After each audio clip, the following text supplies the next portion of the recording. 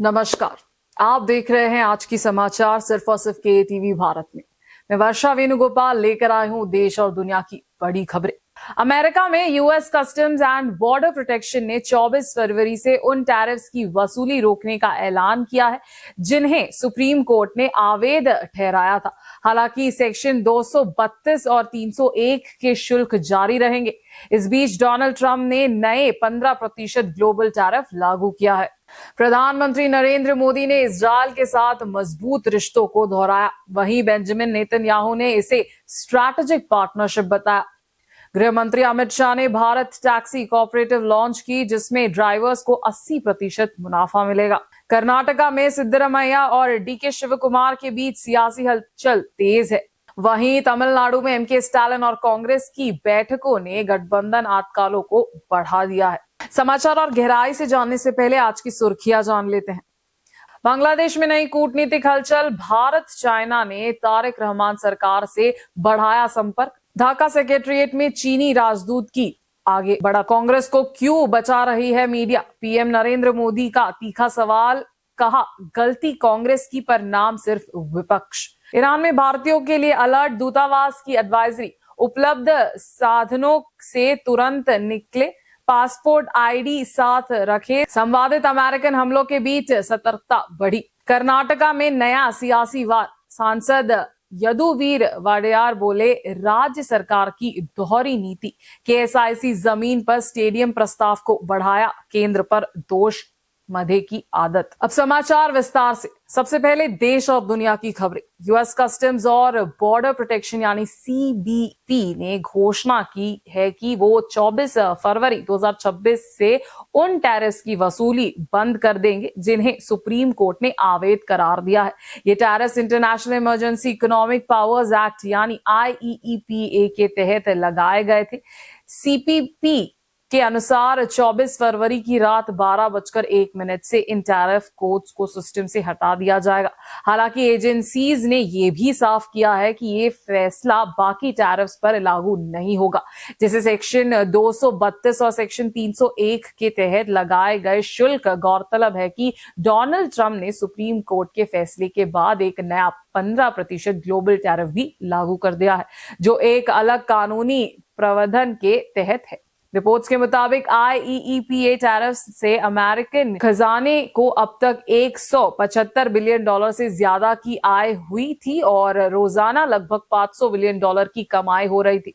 अब सवाल यह है कि क्या आयातकारों को इन टैरिफ्स का रिफंड मिलेगा या नहीं। फिलहाल सीबीपी ने इस पर कोई स्पष्ट जानकारी नहीं दी है। प्रधानमंत्री नरेंद्र मोदी ने कहा है कि भारत इजरायल के साथ अपनी पुरानी और मजबूत दोस्ती को बेहद महत्व देता है। उन्होंने कहा कि ये रिश्ता भरोसे, इनोवेशन और शांति व विकास के साझे संकल्प पर आधारित है। दरअसल ये बयान उस समय आया जब इजरायल के प्रधानमंत्री बेंजामिन नेतन्याहू ने सोशल मीडिया पर भारत इजरायल संबोधन को लेकर एक पोस्ट साझा की।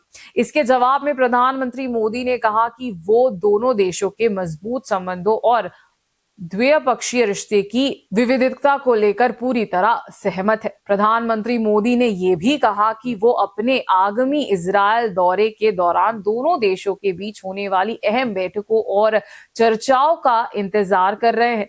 वहीं इजरायल के प्रधानमंत्री ने कहा कि भारत और इजरायल का रिश्ता दोनों विश्व नेताओं के बीच एक शक्तिशाली गठबंधन है। उन्होंने कहा कि दोनों देश इनोवेशन, सुरक्षा और साझी स्ट्रैटेजिक दृष्टि में साझेदार है। उन्होंने ये भी जोड़ा कि दोनों देश मिलकर स्थिरता और प्रगति के लिए प्रतिबद्ध देशों का एक मजबूत समूह तैयार कर रहे हैं। आर्टिफिशियल इंटेलिजेंस से लेकर क्षेत्रीय सहयोग तक दोनों देशों की साझेदारी लगातार नई ऊंचाइयों को छू रही है। अमित शाह भारत टैक्सी नाम की एक नई कोऑपरेटिव राइड हेलिंग सेवा लॉन्च की है। इस योजना के तहत ड्राइवर सिर्फ ₹500 देकर इस प्लेटफॉर्म के सह मालिक बन सकते हैं।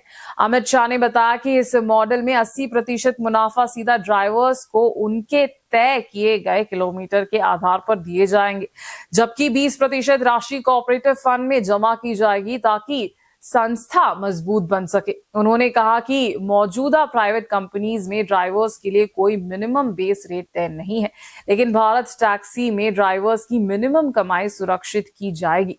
अमित शाह ने इसकी तुलना अमूल से की। उन्होंने कहा कि अमूल में लाखों महिलाओं ने सिर्फ 50 रुपए निवेश कर इसे 1.25 लाख करोड़ रुपए की बड़ी संस्था बनाया। उसी तरह भारत टैक्सी भी ड्राइवर्स को मालिकाना हक और मुनाफे में हिस्सा देगा। सरकार का कहना है कि ये कदम ड्राइवर्स की आय बढ़ाने और उन्हें आर्थिक रूप से मजबूत बनाने की दिशा में बड़ा प्रयास है। यूथ कांग्रेस के अर्धनग्न प्रदर्शन ने कांग्रेस और उसका सहयोगी दलों के बीच बड़ी दरार पैदा कर दी है। प्रधानमंत्री नरेंद्र मोदी ने इस प्रदर्शन की कड़ी आलोचना की, जिसके बाद इंडिया गठबंधन के कई सहयोगी दलों ने भी खुलकर नाराजगी जताई। कांग्रेस की वरिष्ठ नेता और पूर्व केंद्रीय मंत्री मार्गरेट आल्वा ने कहा कि अंतर्राष्ट्रीय कार्यक्रमों में विरोध करते समय अनुशासन और जिम्मेदारी बेहद जरूरी है। वहीं समाजवादी पार्टी के नेता अखिलेश यादव ने कहा कि बीजेपी भले ही गलत हो, लेकिन विदेशी मेहमानों के सामने ऐसा प्रदर्शन सही नहीं है। आरजेडी के मनोज झा ने भी कहा कि विरोध का अधिकार है, लेकिन मंच का छाया सही होना चाहिए। शिवसेना उद्धव गुट के आदित्य ठाकरे और अरविंद सावंत ने भी इस कदम से दूरी बनाई। अब ये मुद्दा कांग्रेस के लिए राजनीतिक मुश्किल बनता दिख रहा है। सहयोगियों की एकजुट नाराजगी से साफ है कि आने वाले समय में कांग्रेस को अपनी रणनीति और अधिक संतुलित बनानी होगी। अब नजर डालते हैं दक्षिण की ओर। कर्नाटका कांग्रेस में सत्ता संतुलन को लेकर एक बार फिर हलचल तेज हो गई है। मुख्यमंत्री सिद्धरामैया और उप मुख्यमंत्री डीके शिवकुमार के बीच चल रही खिंचतान के बीच अब एक तीसरा पावर सेंटर की चर्चा भी तेज हो गई है। मंत्री सतीश जारकिहोली को इस नई राजनीतिक गतिविधि का केंद्र माना जा रहा है। बताया जा रहा है कि जारकिहोली ने हाल ही में 2 बार दिल्ली का दौरा किया और अपने समर्थक विधायकों और जिला कांग्रेस अध्यक्ष के साथ हाईकमान से मुलाकात की। बजट सेशन के दौरान उनका एक और दिल्ली दौरा राजनीतिक गलियों में कई सवाल खड़े कर रहा है। सूत्रों के अनुसार उनके समर्थक अलग अलग राज्यों में भी सक्रिय होने की तैयारी में है, जिसे एक वैकल्पिक नेतृत्व के संकेत के रूप में देखा जा रहा है। साथ ही जारकिहोली के कर्नाटका प्रदेश कांग्रेस कमेटी यानी कि पीसीसी अध्यक्ष पद की दौड़ में होने की चर्चा भी तेज है। इधर मुख्यमंत्री सिद्धरामैया ने नेतृत्व बदलाव की आतकालों के बीच प्रशासन पर फोकस बढ़ा दिया है।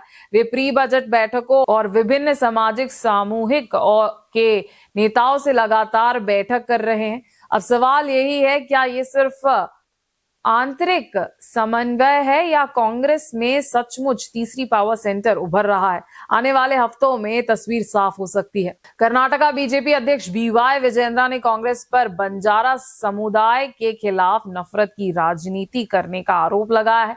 यह बयान उस समय आया है जब बीजेपी विधायक चंद्रू लामानी को कथित रिश्वत लेने के मामले में लोकायुक्त पुलिस ने गिरफ्तार किया है।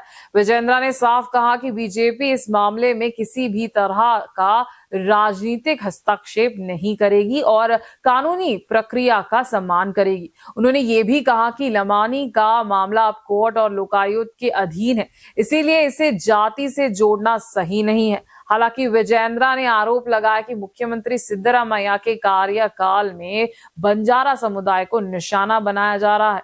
उन्होंने कांग्रेस से भ्रष्टाचार के मुद्दे पर नैतिकता की बात करने से पहले वाल्मीकि डेवलपमेंट कॉर्पोरेशन घोटाले का जवाब देने को कहा है।